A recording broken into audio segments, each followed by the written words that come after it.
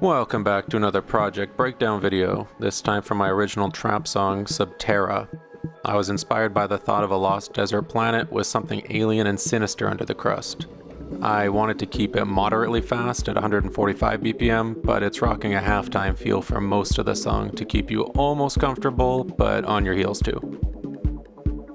Let's start with the synths this time around. There's two main sounds that pass melodies back and forth. The first one that comes up is called Tri Attack. It starts as a Nexus 2 patch that gets a sweet CompuVox pass through Vocal Synth 2 and some tasty reverb automation as well.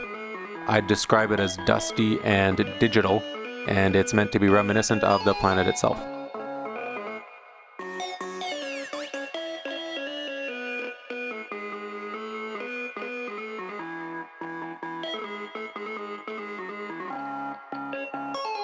The lead that hints itself at the start and is the focus of the second drop is called Drops, or Drops, and is a super wet and plucky marimba-like sound that might just be the sound of alien computation.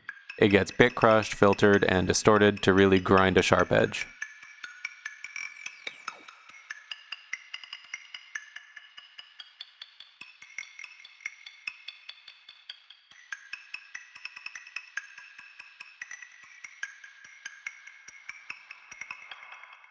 Then, there's the atmosphere, the perfect bed of sound for the leads to cut through. The first component is the DCO 106 pad with tons of grainy vocal texture woven in. I only use it at moments that need it to truly fill out.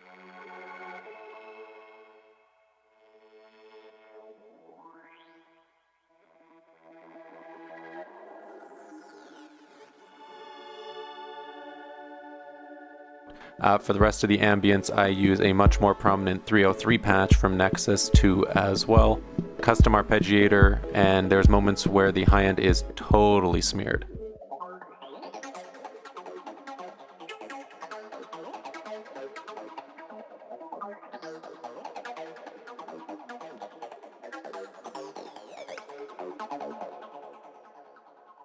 To establish the song outright, I've got a music box, which is just the stock one built into Mixcraft. It's playing a really simple pattern and has a bit of reverb automation, and the send effects really help it sit perfect.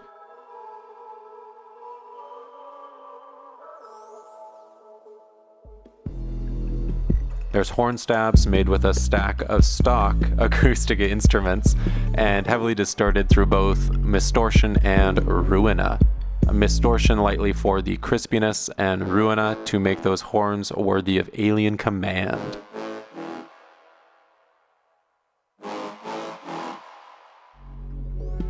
The final instrument in the bus is my Driven Rhodes, a Lounge Lizard Session 3 VST that comes in mostly halfway through to establish the next vibe. Tons of compression helps to center it, and I love how it ended up contributing to the strange overall sound.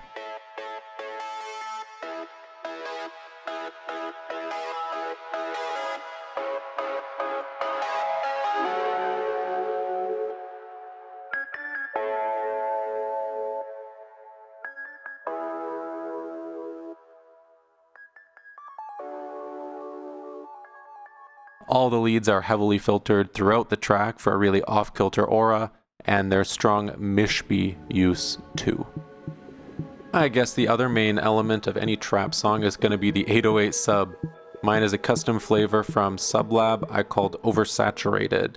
It of course gets sent through my favorite bass processing plugin Quadbass, which tames the sub with compression, but that lends it a heavy helping hand with tons of mid-range drive. It truly takes all my basses to another plane of existence.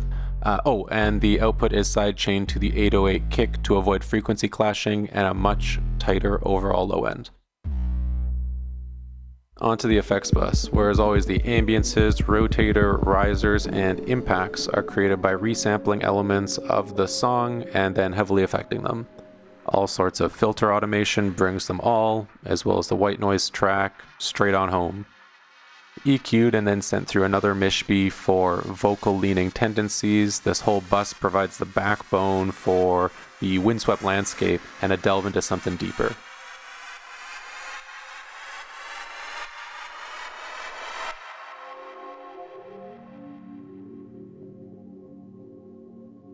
Arguably the most important part of this song is the rhythm section within the drum bus. All drums are sampled from the OG TR-808 and serve up some classic grooves with maybe too much of my outsider inspiration. I've sprinkled tastes of D&B via mini fills that are meant to offset the pace for specific parts. The whole bus is slapped through my classic IHNY2 setup for parallel compression, about 66% wet and automated when it doesn't need to be. And the drums are almost always present to keep the pulse steady, but drop it a couple of times to really make you lose your direction. As always, I have Baby Audio's Transit doing service on transitions and swells using a custom edit of the built-in elongate preset. Transit makes it a lot of fun to create lead-ins and builds, and I'm super glad to have it in the kit. Absolutely everything hits my 3 send effects at varying levels. I've got the short verb, the long verb, and delay, and they all glue the whole mix together. Each is tweaked to the track at hand, but I almost always use the same stock reverb and delay plugins because I've just grown to love their character. These are TB Reverb, Acoustica Pro Studio Reverb, and Classic Delay, respectively. Maybe it's because I've used them for so long, but I can't get the sound I want out of others, like what Valhalla offers. I just love the stock stuff. And let's do something new this time around. I'll walk you through my master too. The chain remains pretty locked in plugin-wise, but it gets tuned each time I run through it. I start off with the TB Ferox tape emulator, which is used to gain the track up to the ideal level and add a hint of saturation. Then it's onto a smooth operator where I edit the curve to take out any remaining harshness that I don't really want.